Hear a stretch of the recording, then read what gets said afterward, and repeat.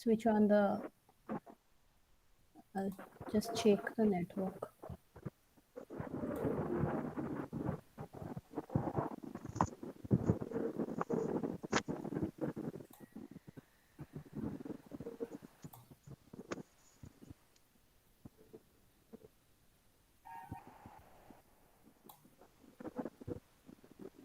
Yeah. Okay. Good evening, all. On behalf of PG Department of Zoology, I, Dr. Shongita Lai, welcome you all on 7th day of our certificate course entitled Fundamentals of Cell Culture and Cell Culture Techniques. Students, there is a little change in the schedule and the topic. Today, the topic of our discussion is culturing the suspension cell. Okay. So let's introduce our today's speaker. Our today's speaker is Ms. Shashwati Chakraborty. She is now working as assistant professor in the PG Department of Zoology, Banwarilal Bhalotia College, Asansol. Ms. Chakraborty received her MSc degree from University of Calcutta. Her specialization was immunology and parasitology. She has published her scientific contribution in reputed international journal like Peripex Indian Journal of Research.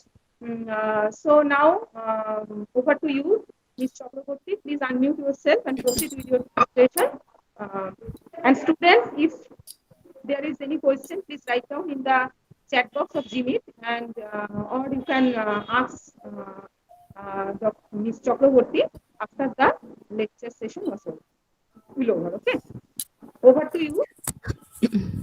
Thank you, Shongita, and thank you, Anupta, for giving me this opportunity to have a class like this. And today, actually, well, let me present my screen first. Okay.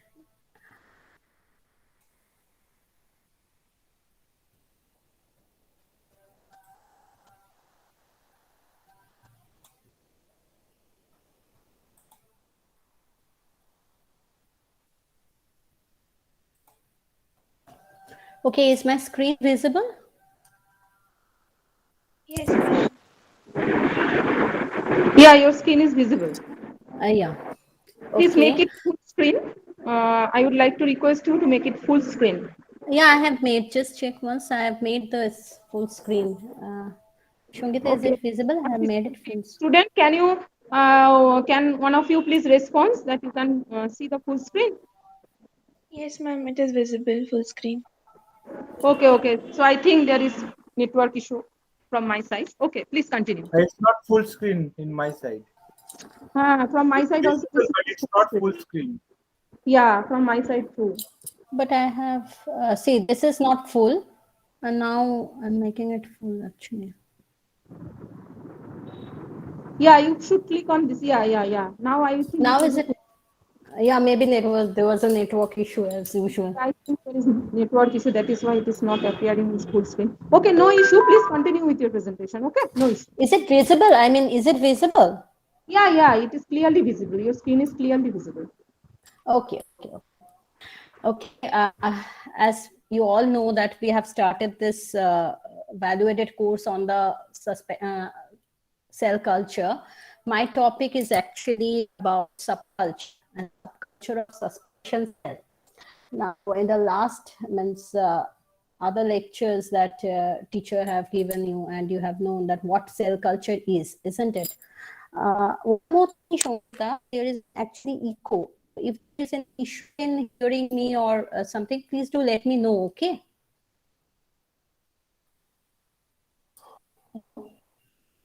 Hello? Am I audible to you? Yeah, actually, Shashwati, your voice is breaking. I think there is network issue in your area because your voice is breaking.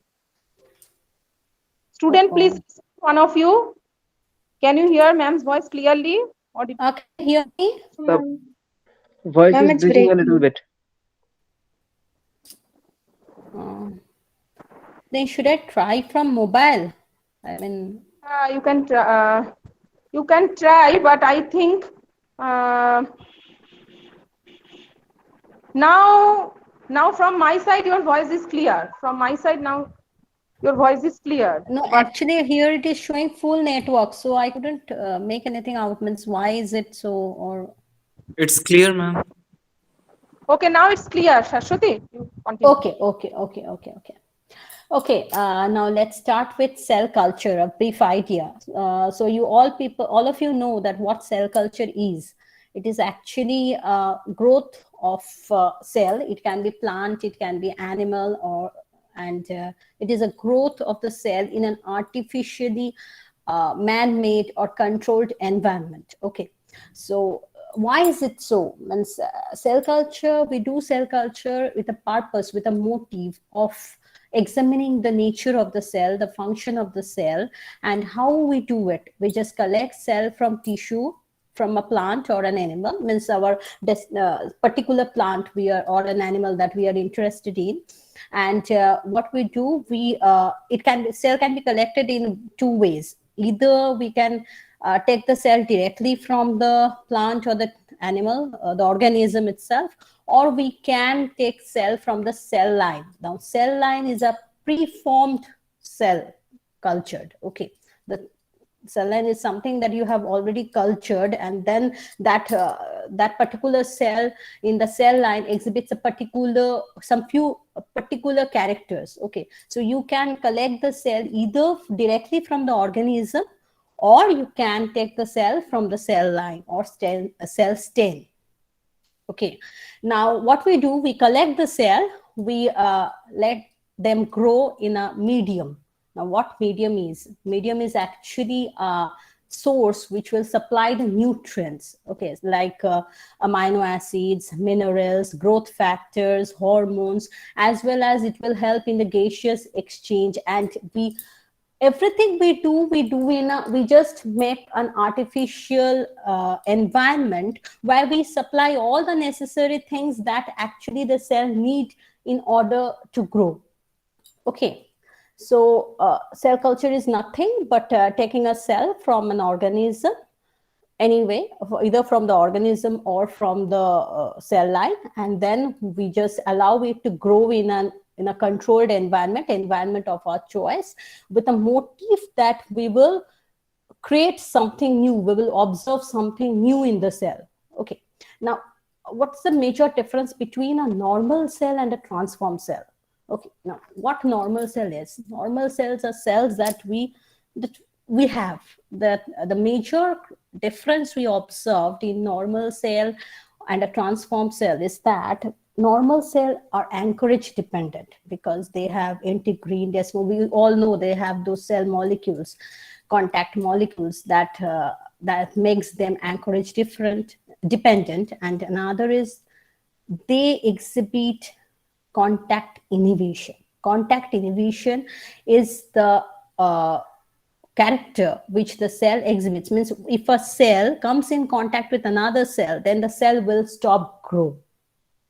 Then the cell will stop growing. Okay, so it indicates that it is a signal actually that is provided by the subsequent surrounding cell to that particular cells, come on, we can't move, here is a limit. So this is contact inhibition. And one is anchorage dependent. That means that the cell will need a substratum on which the cell will grow. But transformed cell are those that do not show that they form mass. They do not show anchorage property. Okay, and that's why since they form mass, that is, they don't have that contact inhibition criteria. Okay, they do not show that contact inhibition characteristics. One more thing is that chromosome, if you observe the chromosome of both the cells, you will see that there are certain major differences in chromosome. Okay. Now, we are doing cell culture, fine. So we should have an idea of what are the instruments that are essential, okay, for the cell to grow. In a culture, we need these instruments. All of you should know about these instruments. The first thing is that a cell culture. Ma'am, your voice is breaking. I think the stream is getting disrupted. Voice is breaking. Hello. Yes, ma'am. There is a minor disturbance there. Is it okay now? Actually, I have opened the window also. Is it okay?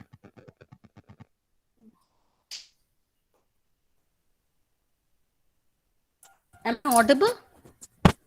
Yeah, you are audible, but your voice is breaking. Sometimes your voice is breaking, but otherwise you are audible.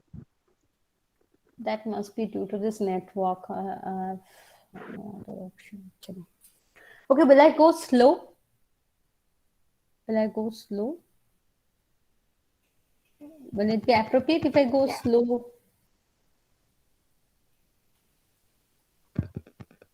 Shongita, will I go slow? No, now from my end, no issues there. Student, please respond. Yeah, student, please Please, respond. ma'am. Will I go slow? Means, Yes, ma'am, looking. That can be a solution. yeah, that's what I'm going to say. Anyway, so before proceeding for the process of cell culturing, we should know that there are certain instruments that are essential to be kept in the lab. Okay, the first. Voice break করছে এসব Hello. তো সেই জন্য আমি করলাম বললাম স্টুডেন্টদের respond করার জন্য ওর নেটওয়ার্ক ইস্যু আছে নেটওয়ার্ক ডাউন ভালো ডাউন ওটা একটু প্রবলেম হচ্ছে সেই জন্য Okay.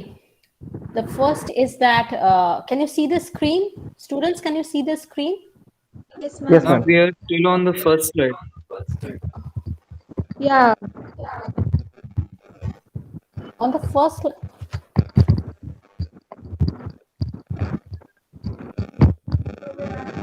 you people are on the first slide. Yeah. Now, it's basic Yes. equipment required for cell culture slide is right now showing, but before that, first slide was visible. So will I keep it like this?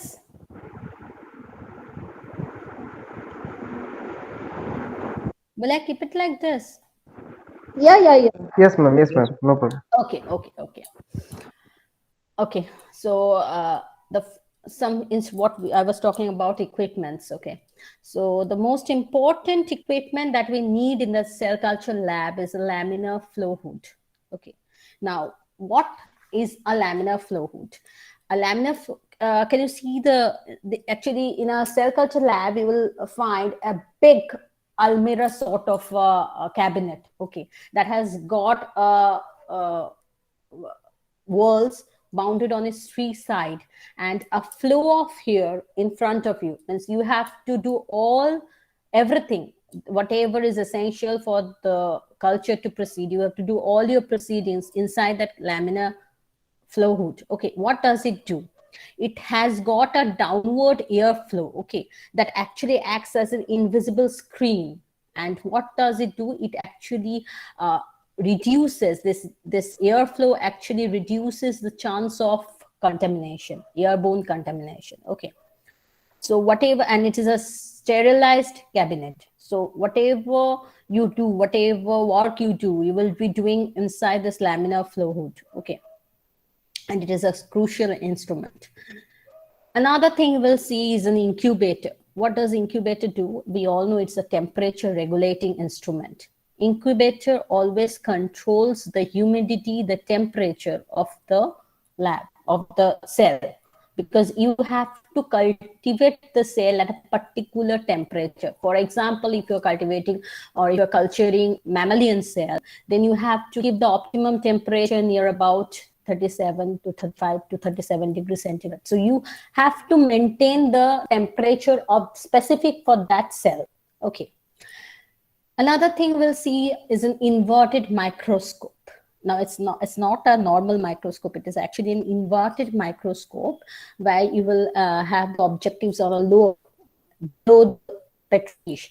What does it do actually? And in normal microscope, what we do, we keep the slide or the petri dish just below on the stage, and then we observe through the objectives. Normally, objectives do come in contact with the slide, right? Sometimes accidentally. But in inverted microscope, what happens? Cell can be actually seen well in a medium without touching. Means the objective do not come or do not crash the cell. Okay. Is it clear? Yes, ma'am. Yes, ma'am. Okay, then you have this centrifuge apparatus. Centrifuge apparatus is actually essential to precipitate the solution. Means when you have a colloidal solution, or you have a solution, actually you need to precipitate it. You need to collect the cells from the solution. Then you put them in the centrifuge tube and you allow them to rotate at a particular speed, considering the gravitational force. Okay. Then you have the water bath. Water bath is again, it's actually acts as a warming medium, and it for mammalians, say, it maintains the temperature near about 35 to 37. Then you have the freezer, which is again allowed to maintain the temperature. This water bath, freezer, incubator, liquid nitrogen, all these things are actually essential for maintaining the temperature, the particular as per requirements of the cell culture. Now, liquid nitrogen, this is one important thing. Liquid nitrogen is actually used because what it does, it provides a very low temperature. It's less than near about minus 130 degrees centigrade. Means it's and is actually used in preserving the cells, okay, in storing the cells. And in liquid nitrogen, what we do, we can store the cell and later we can use them accordingly. Okay.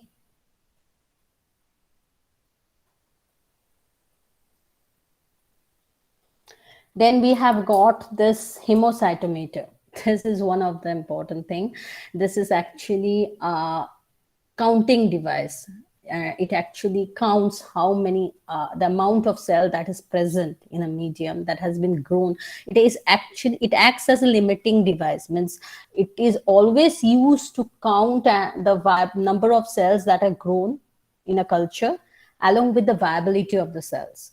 So it determines the cell density, the number of cells, counting the number of cell per unit area, it gives the density itself.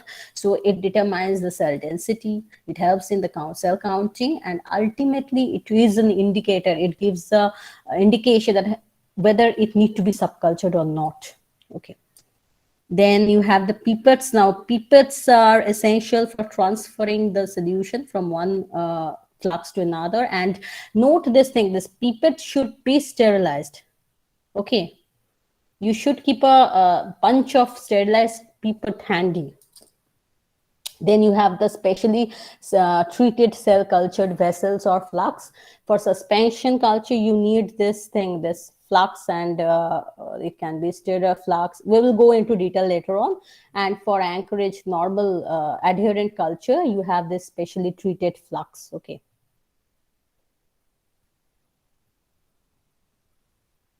Clear? Is this much clear? Yes, ma'am. Yes, ma'am. Okay. Then we will go into the media for cell culture. What is it, media? Media is nothing, it's just a substratum. It's a liquid or a gel substratum on which the cell grows and develops. Okay. So if media is something that is being, that on which the cell grows, that means the media should contain something that will actually provide the nutrient to the cell. But we should keep in mind certain criteria while selecting the media. Okay. So culture media is a very important point we should keep in mind, because culture media is a way through which you can provide the essential nutrients. You can maintain the pH, you can provide the factors, growth factors, you can provide the antibiotics that will, or antifungal agents. It will, not only that, you can maintain the osmolality of the culture, okay, through this medium. So what should you keep in mind while selecting the media? Media should contain at least 5 to 10% carbon dioxide. Okay, because carbon dioxide is essential for two things. Firstly, carbon dioxide helps in gaseous exchange because we need to maintain a gaseous exchange. There should be a means regular gaseous exchange for the cell to develop, because that the cells will also respire, right? Second important thing carbon dioxide do is that to maintain the pH. pH is near about 7.2 to 7.4 range. So this carbon dioxide provides the bicarbonate ions. This bicarbonate ions actually maintain the pH of the whole culture. Okay. Not only that, media also contains phenol rate. Now, phenol rate is an indicator that actually balances the pH. Now, phenol rate is something that should be used cautiously, because you can't use phenol rate in all experiments, because phenol rate, although it acts as a pH indicator, and when it is about 7.2 to 7.4 it turns bright red, otherwise it at low pH it is yellow. But still then you can't use in all experiment because it mimics the estrogen action. So when you are using something in some cell, culturing some cell that will use estrogen, or that has something to do, some relation to do with estrogen, you can't use phenol rate. You have to go for other alternatives. Okay. Normal alternatives are that serum you can use. Not only that, media can also provide the essential vitamins, fatty acids, and proteins and peptides. And one more thing is that considering the serum, when we are using serum, we should keep one thing in mind, is that when we need growth factors. We need to do some cell culture that has to do with growth factors. That we have to keep in mind what we are studying growth factors. Then we should use serum, fetal serum. Okay, bovine fetal serum, and we use calf serum when we need we need to study those components that are essential for this cell-to-cell contact. Okay, if we are going to study any molecule that are essential for cell-to-cell contact, what we do, we use this calf serum. Okay, because this calf serum has got is used actually in contact inhibition studies. Okay. Not only that, the media also provides antibiotics, and this antibiotics is actually essential because we need to prevent this mycoplasma contamination. This mycoplasma is a very common contamination that we face, that people face during culture. So we need to prevent that, and so we need these antibiotics and some antifungal agents as well as. And more important is that osmolality. Adding these substances into the serum, into the media, will actually alter the basic osmolality or osmotic balance of the media. So we should keep, when you are adding things into the media, of course it will change the concentration of the media and it will affect the osmotic balance. So you should keep in mind that osmolality of a culture media should be between 260 to 320. Okay. Clear? Yes, ma'am. Yeah. Yes, ma'am. There are actually, media. So as I have discussed, see, it consists of materials required for cell growth and cell cycle. Okay, for cell development. Now, depending on it, media are of two types: the natural media and the artificial media. Now, natural media, as name suggests, it contains those plasma, embryo extract, serum, and artificial media that are actually made artificially, where you can add the components according to your need. Now, natural media are again of three types. There's clots, tissue extracts, and biological fluid. Now, clots, this is actually serum and fibrinogen. Clots are the plasma that is separated from serum and fibrinogen. That can be used as a media for growth. And for tissue extract, and I use the bone marrow extract for chicken embryo extract. And biological fluids are those are normal serum, neem, or not fluid. These are actually, they're naturally occurring. You can get them from organisms.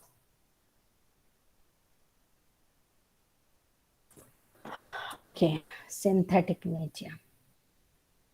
Now, synthetic media, synthetic or artificial media are actually, they are, as I said, they can be, they are actually artificially created, okay?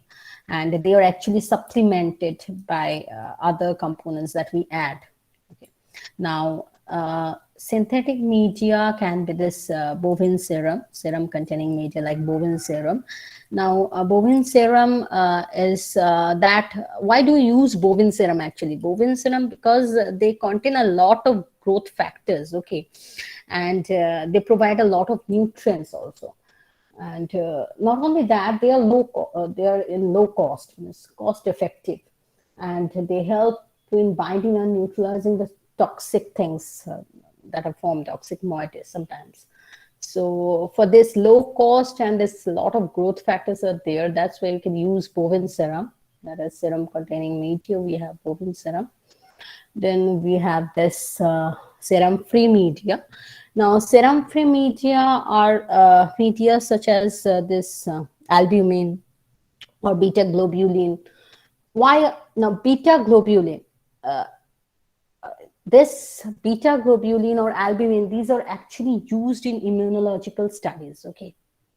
And this serum-free media can also be they have specific components, okay? They are used in immunological studies, as I said, and since they are specific, they contain particular material, but that according to need, that's why they are also known as defined culture media, okay?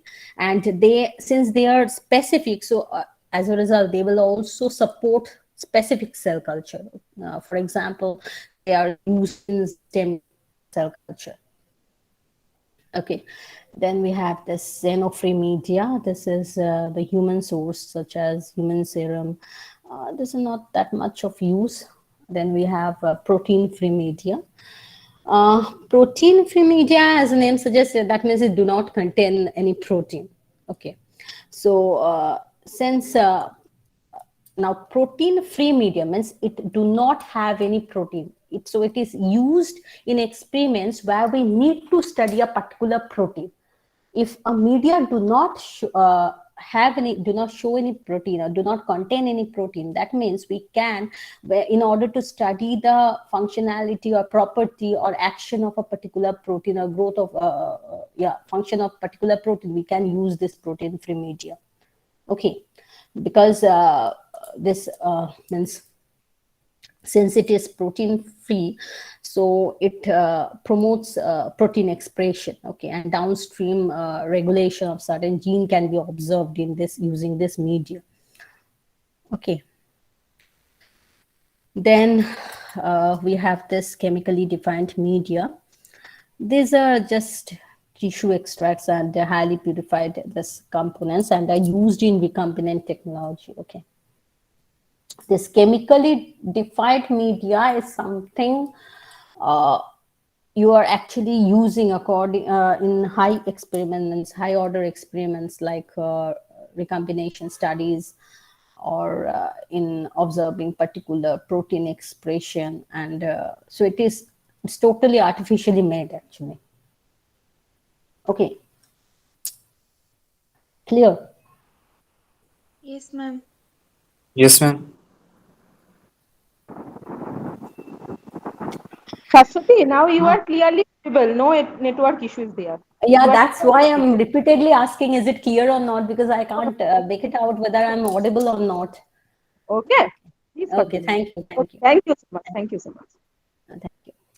Okay, after this media, we are doing this cell culture, but there are certain cautiousness we should keep in mind, some precautions we should take while doing the cell culture. One is that we should, when we are doing the cell culture, using some animal tissues, we should follow certain medical ethics associated with it. And that means not that all animals or all tissues can be cultured. Okay, so there are certain guidelines were given by the government, the medical board of international medical board, that we should keep in mind while using this tissue. So we should keep in mind, follow this medical ethics associated with the cell, okay, while extracting it from the source.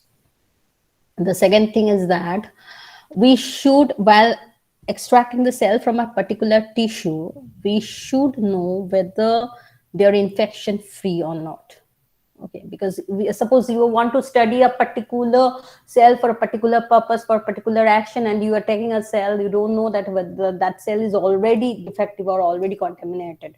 So that the tissue should be screened for various infection like tuberculosis, HIV, or hepatitis, whatever. Means any disease, means the tissue should be clean, means it should not have any disease or something like that before you perform your experiment or culture. Otherwise, the whole thing will be something mess. Third and most important criteria is that every time you do experiments or every time you go into a culture lab, you yourself should be well sterilized. You should wear PPE, as well as the media, the apparatus, everything should be autoclaved, should be disinfected, so that you can prevent this contamination. So autoclave, disinfection, this is an important criteria, okay. And not only that, you should, for this to proceed, you should dispose the waste. You should clean a particular specific place where its disposal has been ordered. And one more thing is that you should keep your table, the unit, clean. Okay, then antibacterial, as I said, that mycoplasma is a common infection, contamination. So mycoplasma testing should be carried out at a routine check. Not only mycoplasma, it means you should go for a routine check to prevent this contamination. Okay, cells should be checked routinely that they are free of contamination. And as I said, dispose all your waste, biological waste, the waste that you're using, the pipettes that are being used, the apparatus that is being used according to biomedical waste guideline. Okay, and this, if you follow all these things, means your hygiene, your cleanliness, as well as lab hygiene, lab cleanliness, and if you follow all the guidelines that has been prescribed, then you can reduce the risk of contamination. Okay, and you will get a proper growth, proper cell study.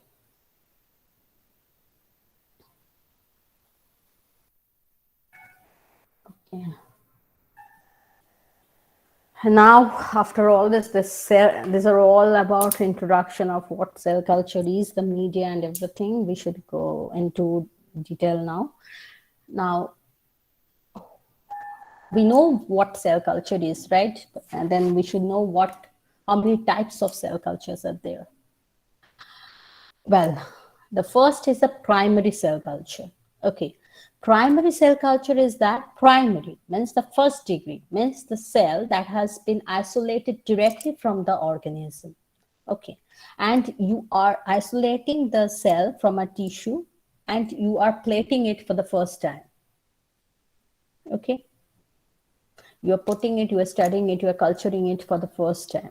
Okay, now when you are doing the first culture, that is directly from the tissue, you are extracting the cell, you are putting it into a media and you allowing it to grow. A time will come when the population of the cell will exceed its capacity, its limits. That is known as confluence. We should keep in mind that the cell should not reach its confluence level, because a post-confluence level means after it has reached its confluence level, it won't get the appropriate nutrient supply that it requires, and this will hamper its growth. So before the cell reaches its confluence, it should be passaged. Passaged means it should be transferred. Where from the primary culture, we are transferring the cell or we are passaging the cell to another media, via a new media. So cell need to be passaged in which stage? It need to be passaged in the log stage. Because if it reaches the lag stage, then the growth will be lagging behind, hindered. Before it reaches the lag stage, we should passage the cell. Okay. So the first culture is a primary culture. Now when we are passaging the cell, we are forming subculture. Now this is called secondary culture. Okay.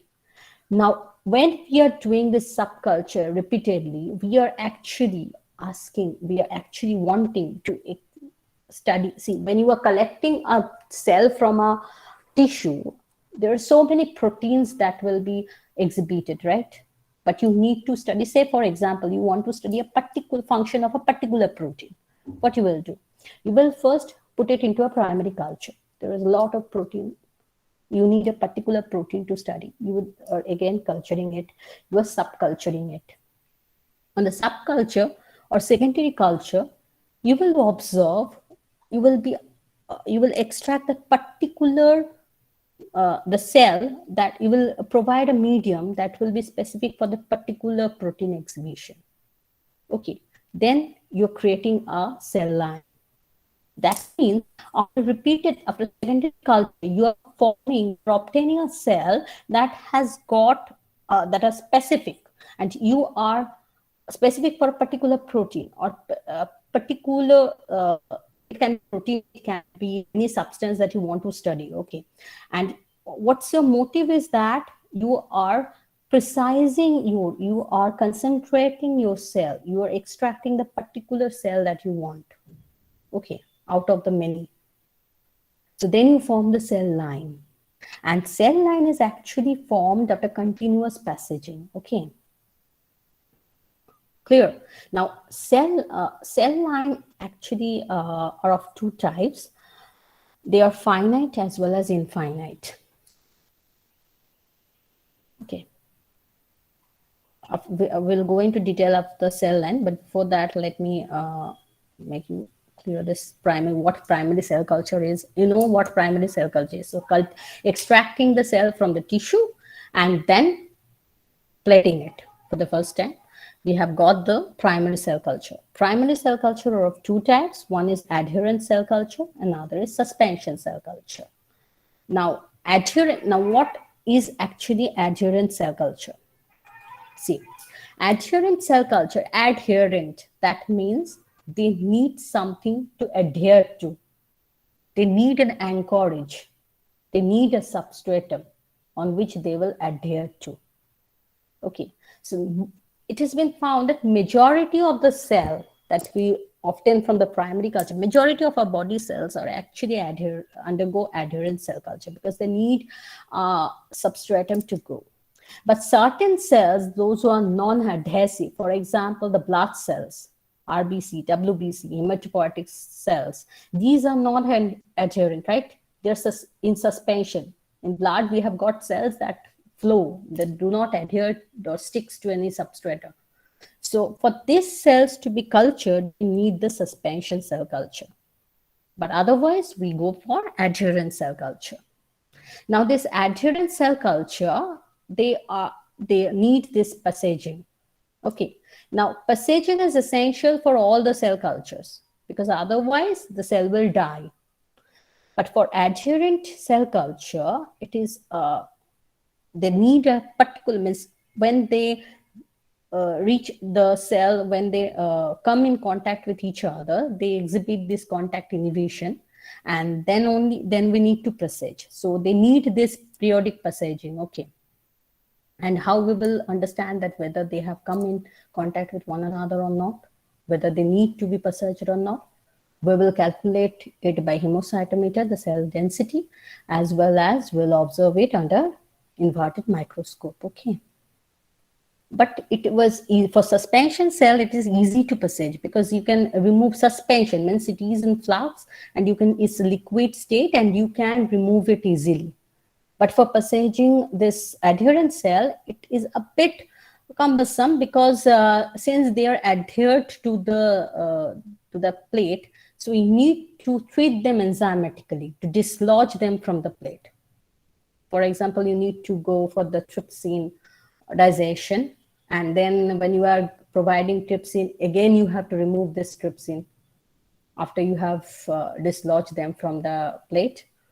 So this is an extra step you need to follow while going for adherent cell culture. But for suspension cell culture, this enzymatic dissociation is not essential, not required actually. Okay, and this adherent cell culture, for them, we have this tissue culture fluted vessels, special vessels on which you can actually go for this adherent cell culture thing. And for suspension, you have this Shaker flux. Now, vessels with stirrer or Shaker flux, what's the name? Shaker means you need to shake them. You need to stir them. They have got a stirrer. What does it do? Since it is a fluid state, so sometimes you need to agitate them periodically for the gaseous exchange to occur. But in case of this adherent cell culture, cell comes in direct contact with the air. So gaseous exchange is comparatively smooth in case of adherent cell culture compared to this suspension cell culture.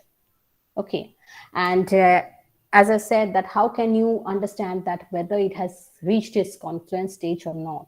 For adherent, there it's limited by surface area. It's not getting on surface area. That means the cell won't grow. The cell will die, except that in transformed cell. But in case of suspension cell culture, it is actually decided by the density, by the concentration of cell per volume. Okay. Usage in adherent cell culture, you use them, normally we use them in cytology. And in case of suspension cell culture, we use them in hormone production, in bulk, protein formation, in attachments. We need a lot of protein to be formed. We follow this. Okay. Then we have this secondary cell culture. As I say, what secondary cell culture is that passaging cell to a new nutrient medium. Of course, passaging should be done on the log phase before the lag phase, because when it has lag, means lagging behind certain nutrient, and it will reach into the senescence or the stagnant phase. So before that, when the cell, you will get best quality cells in this log phase. Okay, so it's always essential to collect the cell in this log phase. Okay. We form the secondary cell culture, means we are passaging it, we are putting it into another petri dish or any culture where we have all the nutrient supply. It will again skip to the log phase. Okay. Then we have this cell line. Cell line, we said that it actually contains a particular cell type. And now there is a difference between a cell line and cell stain. Okay. Cell line, you want to study a cell with a special character. You don't know, you are just collecting it. So when you are doing it for the first time, you're forming actually cell lines. But when you have already chalked out a special character, then you have got this cell stain. Okay, so cell stain is nothing. It is actually a cell line with specific character. Okay, and it has got specific function. For example, if you want to produce a particular vaccine, or if you want to study the property of a particular hormone, then you are working with a cell stain. Means only when you are precise in your function. Suppose you want to study the function of a particular protein, then you will take cell from cell stain. Okay. Cell lines are again of two types. They are finite and infinite, or continuous cell line.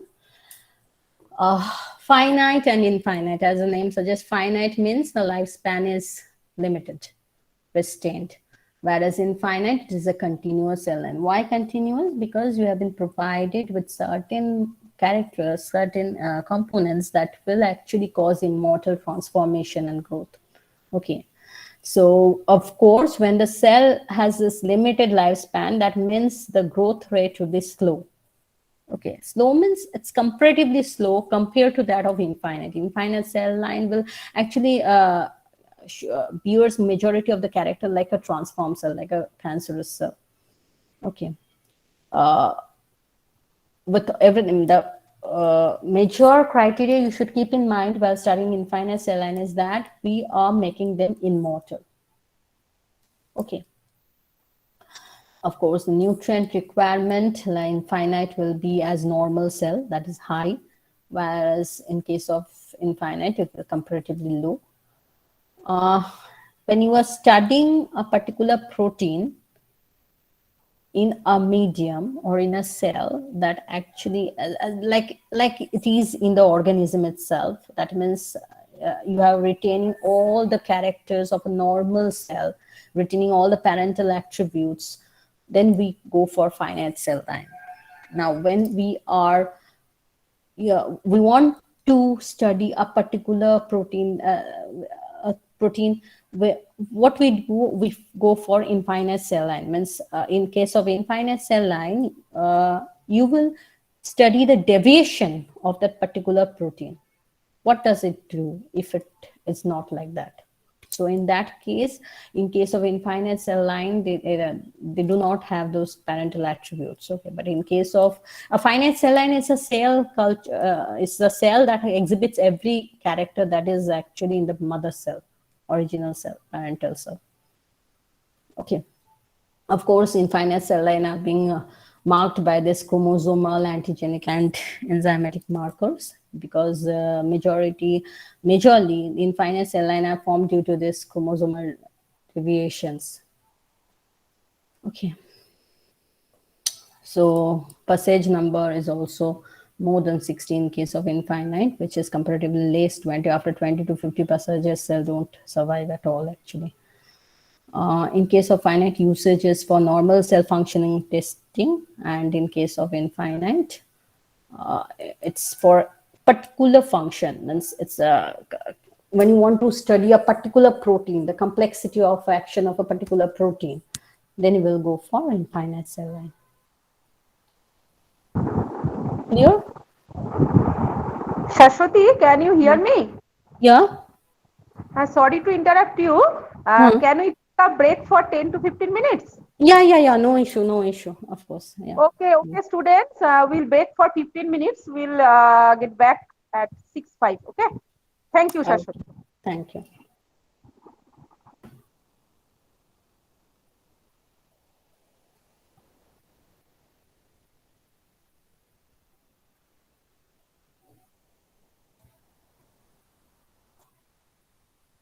Shashwati, you can mute yourself or switch off your camera. When we will come back, that time you can on. That's what I'm doing actually. Okay. Thank you. Yeah.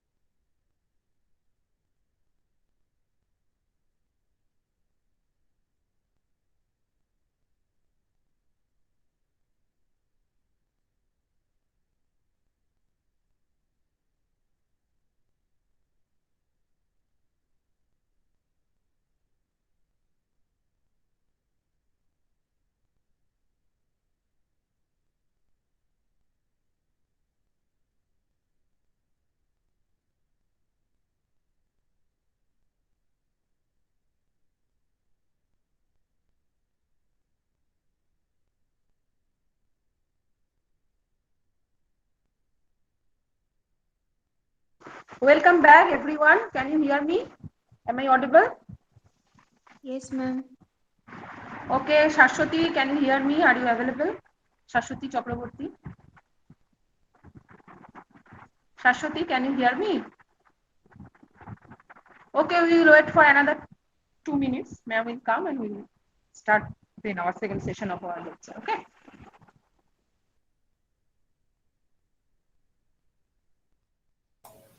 Yeah, Shongita. Hello.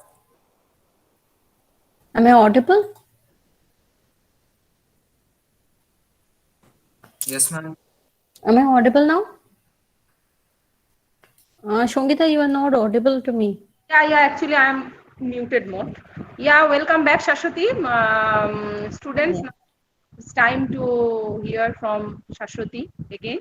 So the topic is, you all know, suspension cell culture. So Shashwati, you can Yes. proceed with your presentation, okay? Okay. Thank you. Just okay.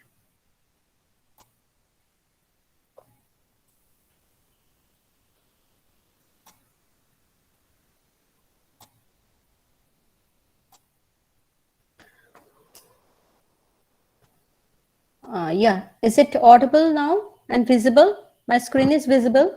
Yeah, your screen is visible and you are clearly audible. Okay. So before we went for a break, I was discussing about the cell lines, the finite and infinite cell line, isn't it?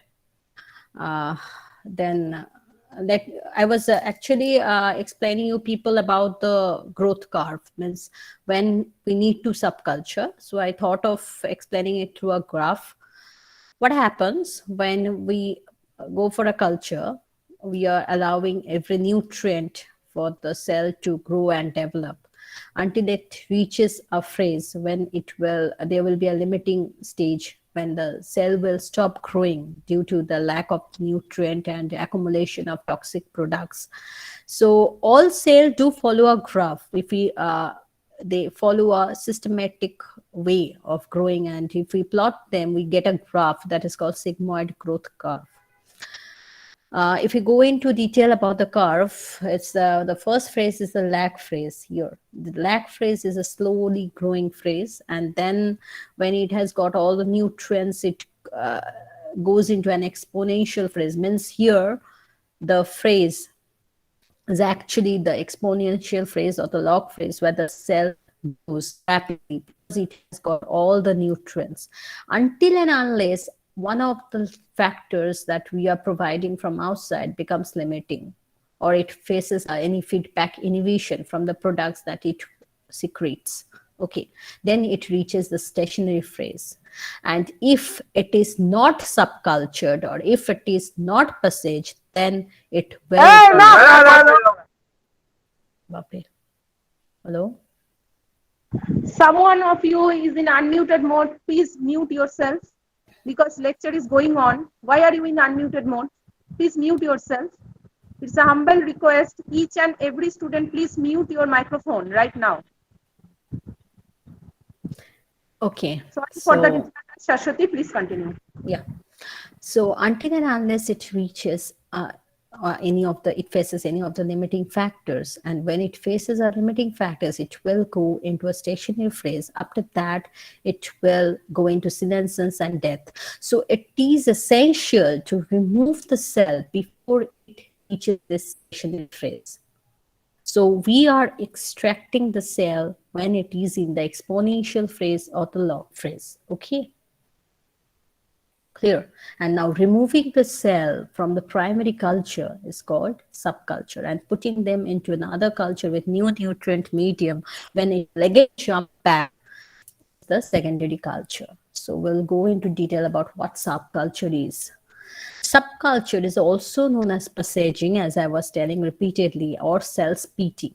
Why splitting? Because you're removing the cell from the base, okay, main culture.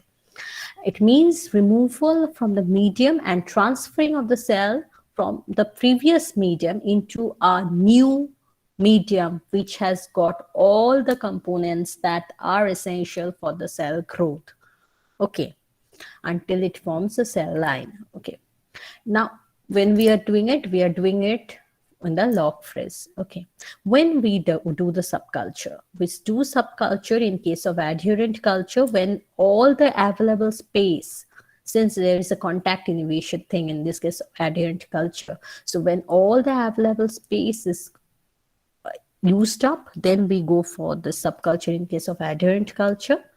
And in case of suspension culture, when the medium has got a lot of cells that cannot support, and the medium cannot support further growth.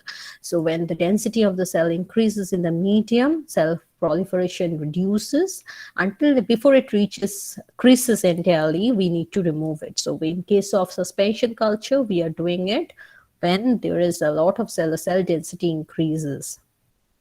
Okay, we are providing the optimal temperature, optimal components that are essential again to the new medium. See, can you see the flow chart? See, we are extracting, we are extracting the cell, and then we are going for the primary culture, then we are going for this is the subculture. The secondary culture, then we are forming the cell line. Cell line means we are becoming specific.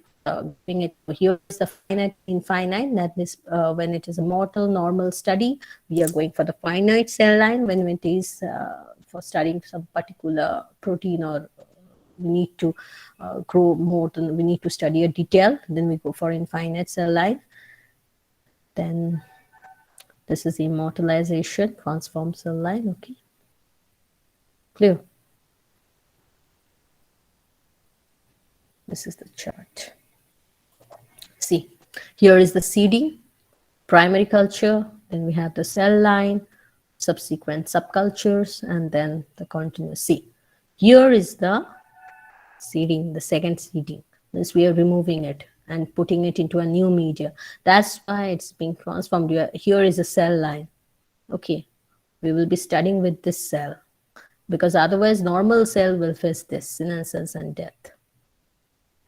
Clear? This is the time on the x-axis, and this is the yield, the amount, number of cell on the y-axis. So when to subculture? When should we go for subculture? When there is a log phase, before they reach confluency, as I said. When, of course, before the exhaustion of the medium. Because, as I said, that not only the exhaustion of the medium, but formation of byproducts will differ the pH of the medium, which will hamper the growth. So we should register it, or we should record the this criteria, the density, the medium components, everything, the pH. Okay. And we should maintain a good log of all the details. See, we should maintain a schedule. Okay. For suspension cell, we do not need to dissociate them from the substratum because they are already in suspension. But for adherent, we need to do this enzymatic treatment using trypsin, which otherwise we again need to remove the trypsin also. So this is an extra process we need to do in case of adherent, which you don't need to follow in case of suspension. But since my topic is about suspension, because this topic is suspension of cell, subculture of suspension cell, so I will highlight the suspension portion. Okay. So what suspension is? We know what suspension culture is. Suspension culture are again of three types. One is patch culture, fed patch culture, and another is continuous culture. Okay. Now fed batch culture are again of four types, that is slowly rotating culture, shake culture. These are actually depending on the apparatus, depending on the mode. Okay, slowly rotating culture, shake culture, spinning culture, stirred culture. These are all batch culture types. Okay, then we have the fed batch culture, when we are feeding, we are providing nutrient on the same media. And then we have the continuous, where input and output, we are putting the media, we are providing the nutrient on one end, we are removing their cells, already grown cells, from the other pipe. So it is a continuous thing. Clear?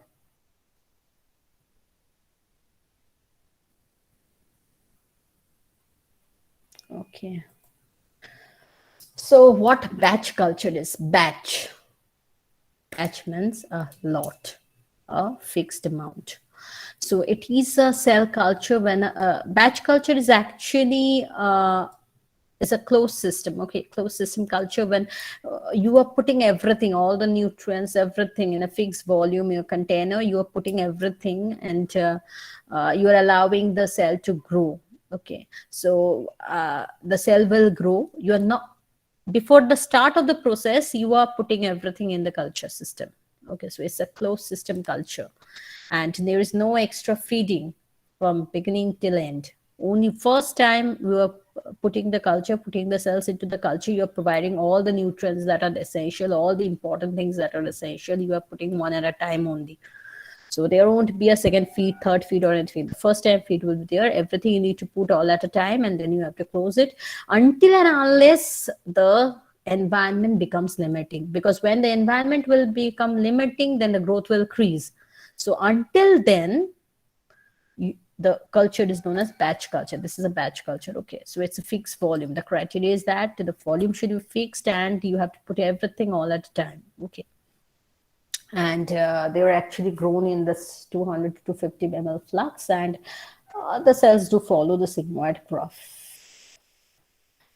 Okay, now a time will come when the cell will try to reach its stationary phase or conference because of the exhaustion of the growth factors and the accumulation of the metabolites. Okay, and when that time, what you need to do, you need to remove it before that, and to put them into a fresh media to revive the cell growth. Okay, and this where you are putting the cell, or how much nutrient you are supporting, you are giving it, providing into the medium, all these things actually affect the cell doubling time, cell doubling characteristics. Okay, what we do during this type of culture, we just keep the flux intact, and then we allow the cell to settle below, and then we take the cell from the top. Okay, and we should keep in mind that we need to do all this thing before they reach the stationary phase. Okay, because before they reach their conference and before the accumulation of the too much of metabolite, which will actually act as a feedback inhibition to the batch culture. Okay. Application, it is essential when you need to produce a lot of amount of things. Means when the amount you need to produce is a huge high, that's why you are providing, you are actually forming in batches. And in food industries, where actually you need to provide, means in food industries, in amino acid formation, in then you need to go for these cultures. Okay. In industries, actually you go for batch culture. Yeah. Now there are certain advantages and disadvantages. Advantages is that it's a bit fast, because you need not have to provide feed in between. All you need to do is one at a time only. And since you are not doing any of the procedures in between, so there is a less chance of contamination, and it's easier to manage. But the drawback is that since everything is being mixed up, the toxic things that are formed, the products, the nutrients, reagent, cell debris, all these things are mixed up. So it is a bit difficult to extract the cell. Okay.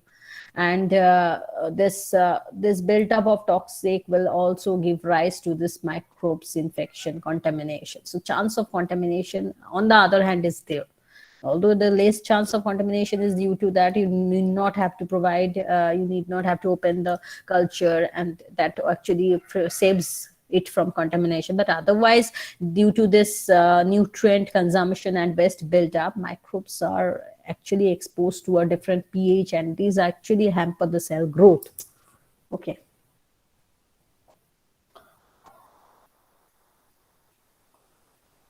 Now these are the batch culture types. Slowly rotating. Here is a, see, These are called actually slowly rotating culture. These are actually nipple shaped structure, also known as nipple flux.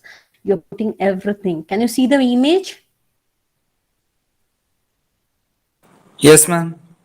Okay, see.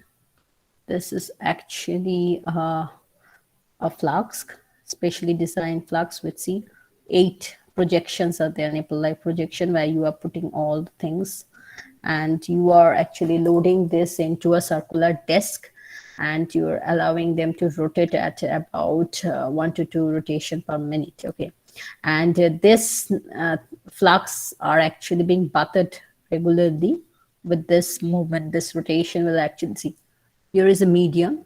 So once this being buttered, this will move up and then they will come. So it will go on. It will actually rotate at 1 to 2 RPMs, and this will actually provide all the nutrients. As a result, a lot amount will be formed. Okay. So this is a slowly rotating culture. These are types of batch culture actually. Then we have the Shika flux. These are Shika flux. See? Flux, cylindrical, conical flux like structure. See, conical flux. Okay. And this is actually a platform that what actually does, this square platform, see, this platform is square. Okay. This square platform actually moves at near about 80 to 180 RPM, and they actually cause the gaseous exchange and a nutrient to mingle with each other. Okay, they are called Shika flux. They shakes, they actually moves, and they are flux like conical flux like structure. So that's a Shika flux.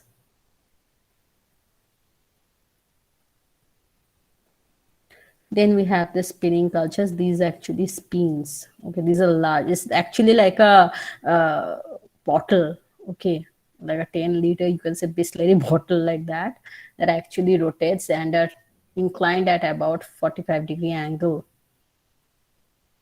Here is the medium.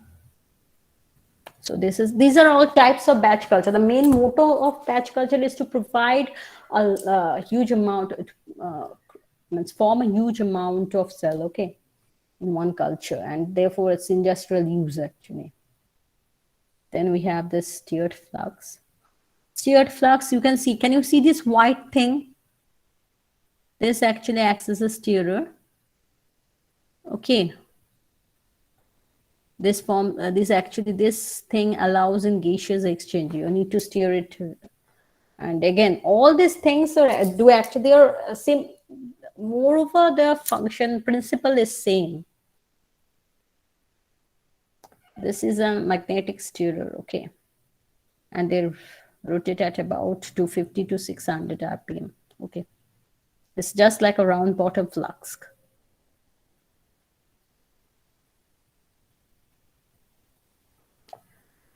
Okay.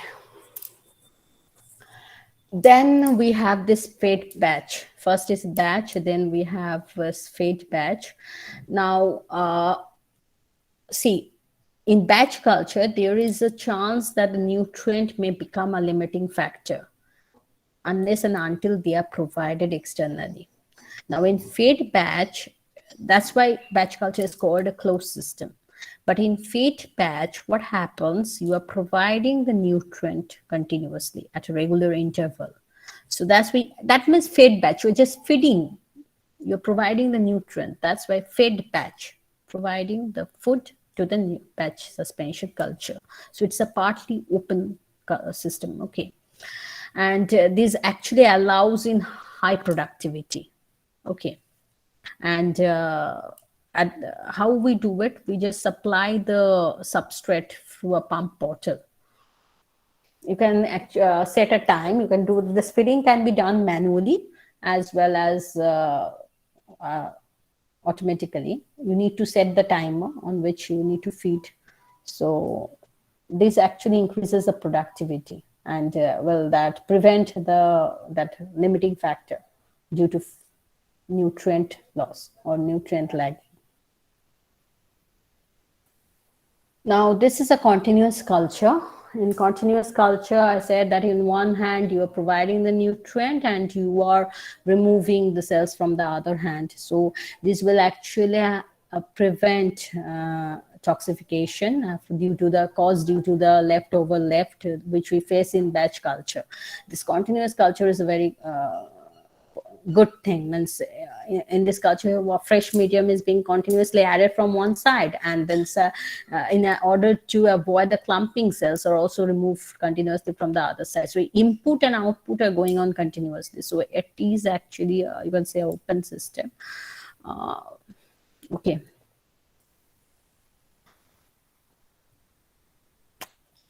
So there are also sometimes you can see that there are two types: closed system, continuous culture, where it is actually the amount of feed you are providing that will be balanced by the amount of cells you are removing. Okay, so in continuous culture, this is a closed system continuous culture, but in open system continuous culture, it is actually what happens. This fresh medium as well as the harvesting medium, in both the case you are just removing it at the same time.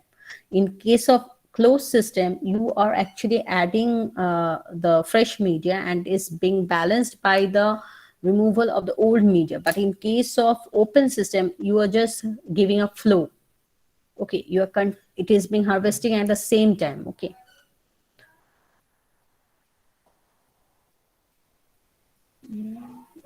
There is a difference.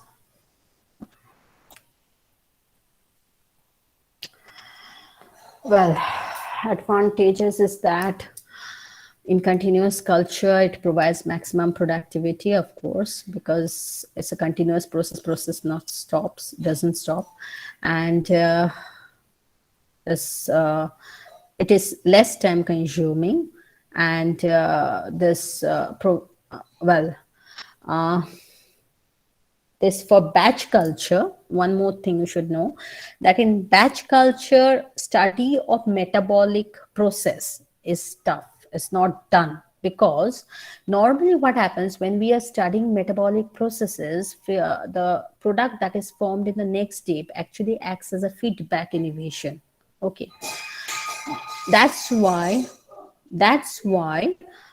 it is not appropriate to use batch culture, because in batch culture you are having all the product, the nutrient, the cells all together. So it will be a feedback for this studying of this metabolic processes.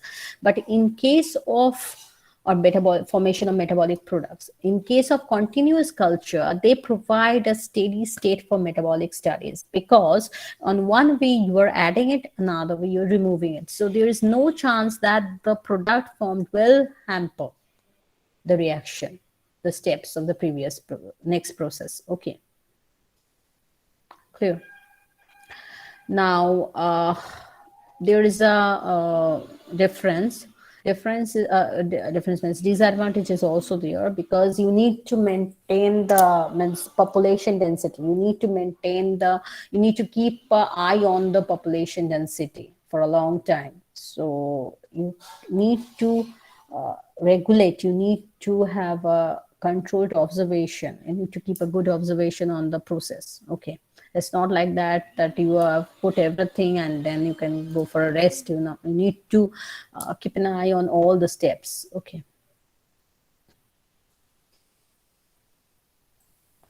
So here is the difference between batch culture, feedback, and continuous culture. See, cultivation system, batch, it is a closed type. As I said, that everything is being put and once and for all. For feedback, since you are providing it and providing feeds at regular or periodic intervals, so it is a semi-closed, while in continuous is open type, because in one hand you're putting the components and on the other hand you're removing the cells. Addition of fresh nutrients, no, yes. Volume, this volume, in case of feed batch, it increases because you're putting the feed. So putting on the feed will actually increase the volume of the culture. See, in case of removal of waste, only in continuous there it is. So here is a chance of contamination. In that case, continuous culture has a less chance of being contaminated. But the thing is that Since it is being used continuously, means continuous culture, the process, you have to keep an eye. So there is a chance of external contamination, not by the product found. Okay.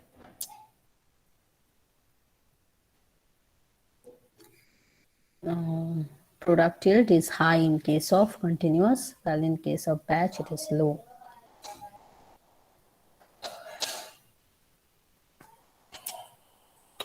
Okay. Now, how to assess the cell growth and viability in suspension culture? This is by cell counting, as I have mentioned earlier, by hemocytometer. You need to keep an eye on the count of the cell, and then you need to weight the amount of cell form, that is measuring cell fresh weight, and observing the cell viability. You need to observe them under fresh contrast microscope or inverted microscope, and you can stain it. Before observing, you can stain it, even blue staining, where healthy cells do not take the stain, while the dead cells take up the stain. So you can actually differentiate between confluency. You can keep an eye on the confluency, and you can differentiate between which cells are actually healthy and which are not. So these are the methods that you need to follow, which will actually help you to understand whether the cell has reached its confluence state or not.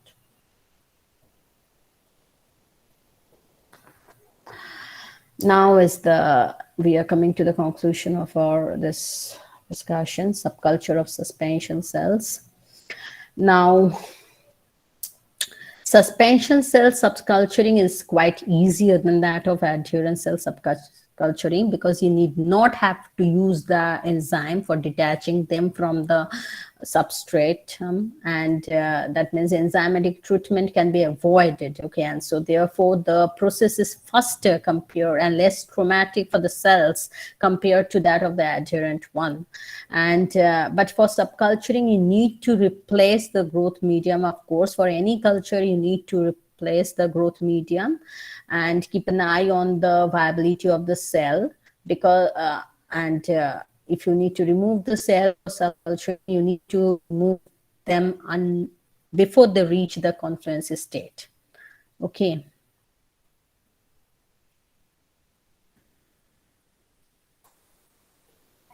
Now, for subculturing of the suspension cells, you need special flux. Means we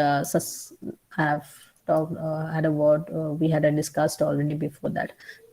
Stirrer flux and all those spinner flux. These are stirrer, bottle, shaker flux without baffles, because actually baffles are small regions that actually, if you have shaker flux with baffles, that will actually disturb the shaking rhythm. So we should use shaker flux without baffles, and spinner flux, because spinner flux has got those the stirrer in them, which will actually allow in the gaseous exchange, okay, when they are agitated. And the growth medium should be kept at or pre-warmed at near about 35 to 37 degrees Celsius, which is the optimum temperature, and this can be maintained by incubator. Okay. And with 5% CO2, this 5% CO2, as I mentioned earlier, is for gaseous exchange as well as maintaining the pH. Okay, of 7.2 to 7.4. And for suspension, you need to magnetic stirrer or shaker plates for agitation. Okay. Now this is the culture protocol. What we do, we collect the cell before the lag phase. Is actually not the lag phase, is actually the stationary phase. And because the first stage is the lag phase, then we have this exponential phase, then we get the stationary phase. So we have to collect the cell before the stationary phase, actually, before they reach confluency. Then we count the cell number using this hemocytometer, and then we calculate and add the amount of media that need to be added, because we are actually culturing it, subculturing it. Okay. in a particular flux, that is either in stirrer or shaker, and then we allow them for gaseous exchange by either agitating or losing the cap for a few seconds, and then we centrifuge it because we want to let them distribute evenly, and then we suspend the cells in fresh growth medium once every 3 weeks. Now this should be followed because the cell, if we kept in the same medium for a long time, it will ultimately die. So in order to order the cell to continue culturing, medium need to be changed. Okay. Now with this, we come to the conclusion of subculture of suspension cell. That's it. Thank you, students. Of course, I'm thankful to Dr. Amitabh Basu, our honorable principal sir, Dr. Arnab Ganguly, our HOD, and Dr. Shongita Lahiri, our course coordinator, my colleagues of this department, and all my beloved students for your patient hearing and bearing with me. Thank you.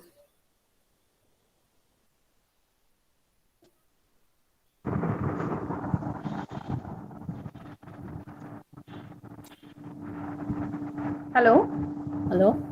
am I audible? Yeah. Yeah, thank you, Shashwati, for your enriching talk on suspension cell culture. I hope students will get many information regarding suspension cell culture. And now the session is open for question and answer. Student, you can write down the question in the chat box, or directly you can ask question to Shashwati. Okay. Yeah, anything is fine. Means you can write it on the chat box or in WhatsApp, anything is fine.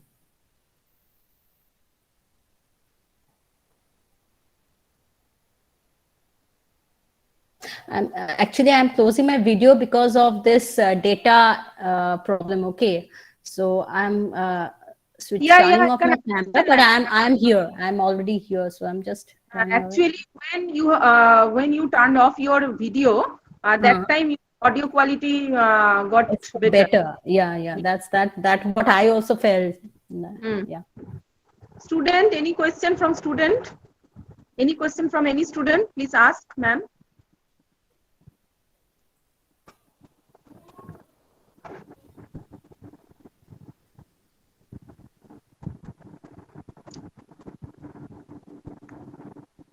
I hope no query from students' end.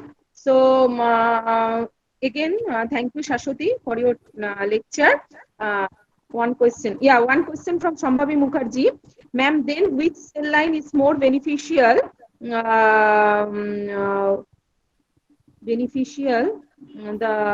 the culture media, I hope. And which factor enhances the cell death to take up the strains? Pardon, I didn't get it actually. Which cell is beneficial? Actually, you can get the question from chat box. Go to the chat box. Then which cell is more beneficial with respect to the culture media? I didn't get you. Means which factor? Of course, which factor enhances the death cell to take up? One thing we can do, Shashwati, please wait. Shambhavi, please unmute yourself. Yes, ma'am. Yeah, and you can ask to ma'am what you want to know, okay? Ma'am, actually my question was that then after your lecture, which cell line is more beneficial with respect to the cell culture media? I was asking that thing. Like there are different cell media, so then with respect to the cell culture media, which is more beneficial with respect to the research point of view and also the experimental point of view? It depends on the type of cell you want to take, no? Means the type of cell you are taking, it will be depending on you only, on the type, that's what you asked, right? Then which cell line is more beneficial? Please come with your question again. Because you asked them which cell line is more beneficial with respect to the culture media. Yeah, because means if you are undergoing a test for a particular protein, you will be taking that particular cell, no? That will exhibit that protein or cell from that cell line. It is cell specific. Yeah, of course. Because when you are culturing cell line, you are being specific to that particular protein, right? Because in primary culture, you are getting a lot of protein.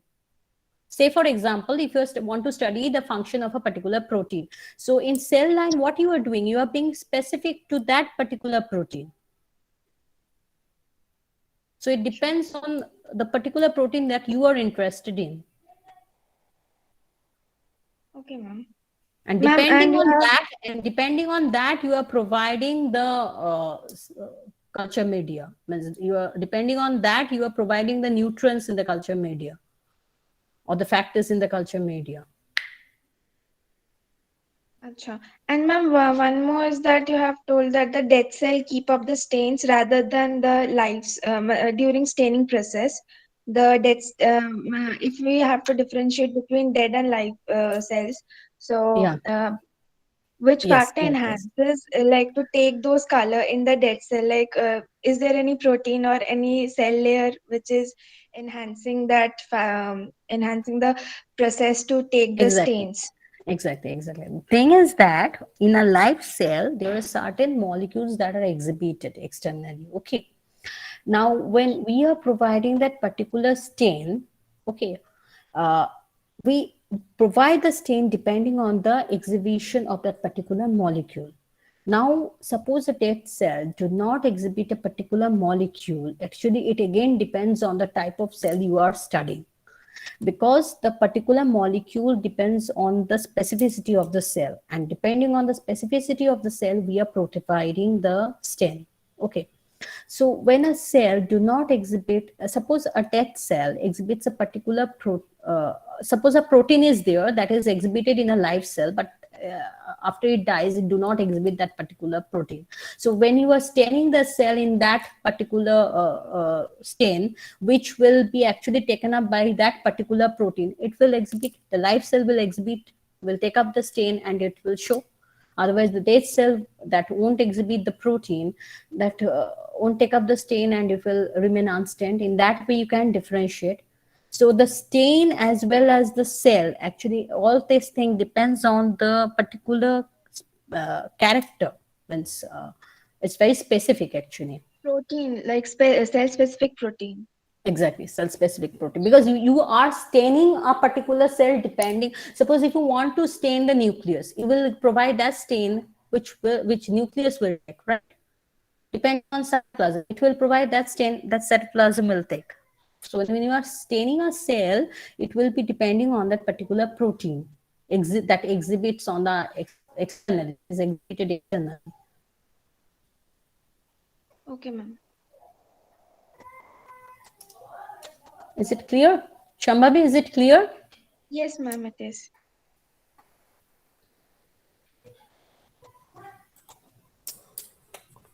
Okay.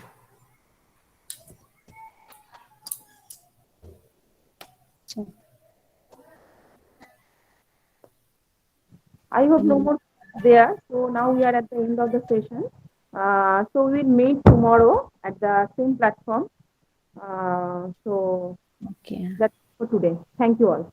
Thank you all for your time call. Thank you, Shashwati, again. Thank you.